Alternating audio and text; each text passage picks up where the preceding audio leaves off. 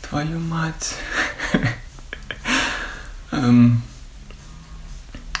Vienu žodžiu. Sveiki.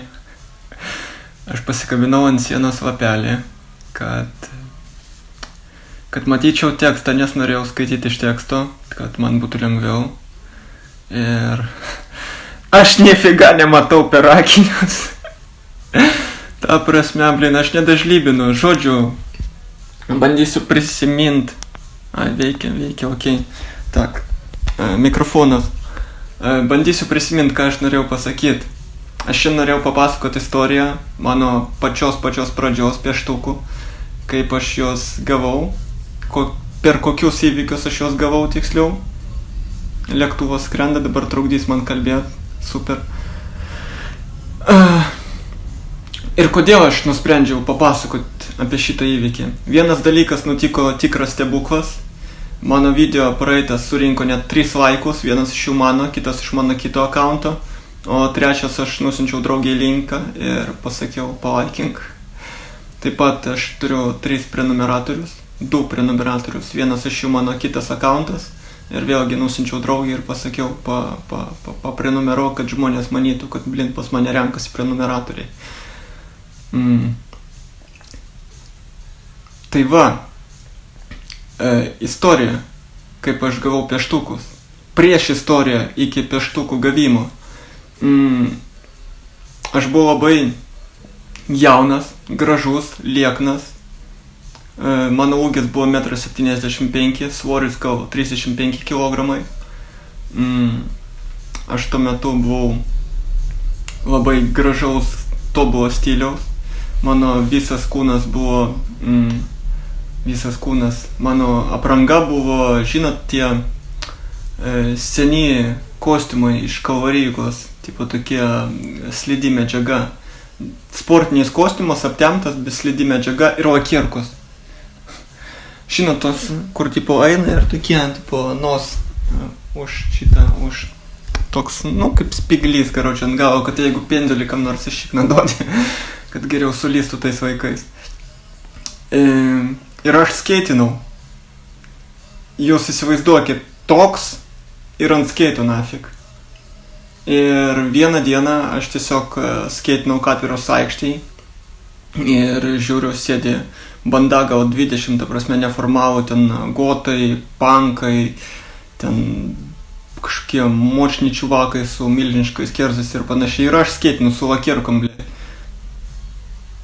Šitą žodį reikės vieną užtušuot. Žodžiu, aš skeitinu su lakierkom ir žiūriu, sėdi pana. Žiūriu, kad jinai, kaip tik man 1,20 m ūgio galbūt, pats tas man patinka mažas. Ir aš taip parodau pirštų į tą visą masę ir rodau ją toks, ciočka, būsi mano. Ir sakau, žiūrėk, triukas tau. Ir aš su tom lakierkom ten vargais negalais kažkokį kreivą šleivą triuką padarau ir privažiuoju prie jos, sakau, kaip? Sakau, vapšė ne kaip. Sakau, jo žinau, sakau, nori būt mano pana? Ta pasižiūrė į mane, sako, gerai.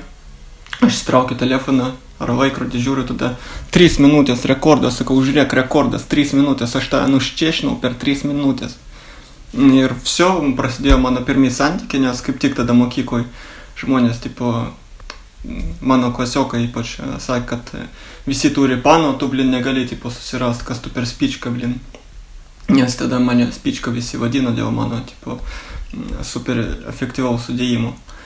Ir, žodžiu, prabuvau aš su ta pana 3 savaitės, man atrodo. Jo, 3 savaitės, bet tuo metu vienas mano kaimynas man kaip tik padovanojo pieštukus. Ir aš tik pradėjau piešti ir pagalvojau, reikia ją nupiešti, gražu padovanosiu. Ir mano piešiniai jau tada rodė ateitį. Ir aš ją nupiešiau, pasižiūrėjau tą piešinį ir matau, kad ateitis vapšė nekokia. Aš matau, kad nebus mano ateities taip, kaip jie atrodys po poros metų. Tame piešinėje jau tai rodė, kad ateities vapšė jokios nebus. Aš mėgstu simpatiškas, mažas, mažytės, karočiui, man patinka mažos gnomikai. pasižiūrėjau, žodžiu, į tą piešinį, galvoju, vsio, ateities jokios su ją nebus, reikia traukti santykius ir maščiau, kaip čia tai padaryti. Ir vieną dieną jinai sėdi ten Katedros aikštėje, aš skeitinu ir kažkoks čiuvakas skaiteris kitas prieina prie manęs ir sako, tavo? Ir aš toks pasidairau, galvoju, kas mano? Sako, van ta simpatiška pana. Sakau, pasižiūriu, jis, sakau, tau patinka? Sako, nu jo, simpatiška. Sakau, pasiimk. Rėkiu, ei, mažė! Ta, ką? Sakau, na, radau tau naują chachalį. Ta, kaip supras, sakau, vsio, tipo, santykiai baigti, sakau, va, tau naujas chachalis, tipo, aš važiuoju, žodžiu, skiriamės. Ta tokia, nu, okei. Galvoju, o, vsio, vapros решен, ateitis mano išgelbėta. Fin parašyta ant lapelio. Prieš istoriją.